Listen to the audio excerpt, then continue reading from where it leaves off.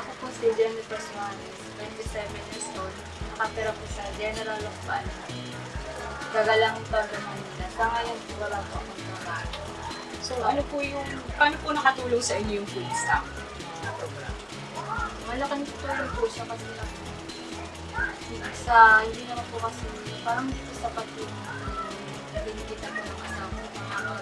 Lalo po nagagatas lalo po yung mga anak. Di ba po kayo ay kayo po yung mismo dumadalo sa mga free education session?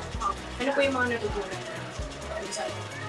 Maraming natutunan po namin kung paano po mag-budget ng kakainin po sa araw-araw, paano po maging masustansya po yung kakainin po namin sa araw-araw. So ano po yung mensahe po ninyo sa programa at sa SW? Unang-una po, nagpapasalamat po ako sa bumubog po ng programa sa DSWD. Isa po ako sa mga napili para maging beneficiary po ng food stamp program. Malaking tulong po ito sa pang-araw-araw po namin na